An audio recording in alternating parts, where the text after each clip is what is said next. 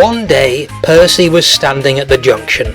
He had a long goods train which he was taking to Tidmouth, but he had to wait for Henry to pass with a passenger train before he could go on.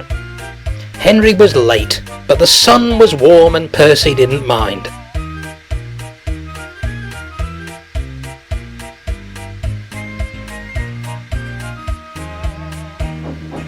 At last, Henry arrived.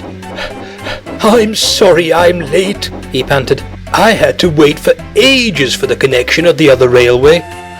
Do you know," he went on, "that they have goods trains on the other railway that don't have brake vans? It doesn't seem right, does it? I'm glad to see you still got yours." The signal dropped and Henry thought he'd better go. "Must make up for lost time. Goodbye." Percy was intrigued. A goods train with no brake van, he thought to himself. Later, Percy told his driver what Henry had said. His driver laughed and explained. "Goods trains on the other railway have special brakes. Like passenger trains and Henry's flying kipper, they don't need brake vans. Your trucks just have couplings, so they need brakes at each end of the train in case a coupling snaps. You know what stupid things trucks are? They did it to James on Gordon's Hill, remember?" "Pah!" scoffed Percy. He thought he knew better than James. "I know how to keep my trucks in order.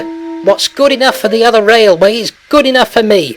I don't need a stupid old brake van." "Don't be so silly, Percy," his driver scolded. But Percy took no notice. It would have been better if he had.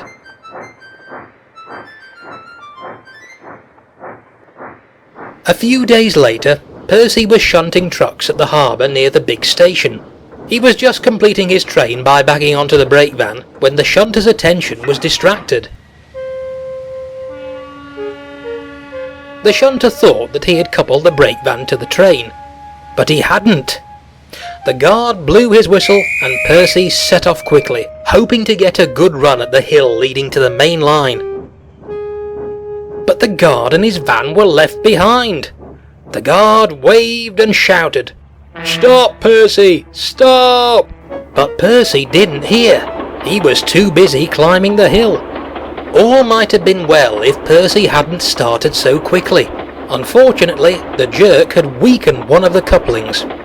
As Percy snorted up the hill, the weight of the loaded trucks dragging behind the weak coupling broke it.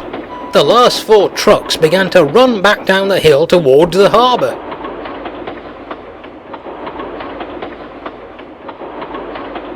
The guard was standing on the veranda of his brake van.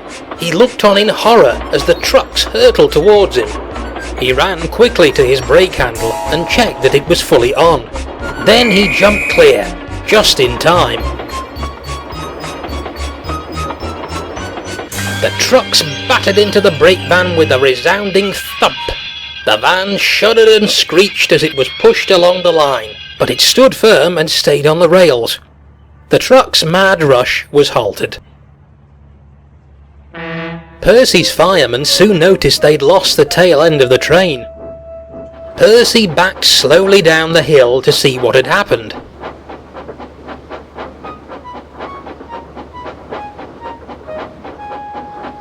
"Phew," remarked Percy's driver as they helped to clear up the mess. "You see, Percy, brake vans do have their uses after all." And Percy had to admit his driver was right.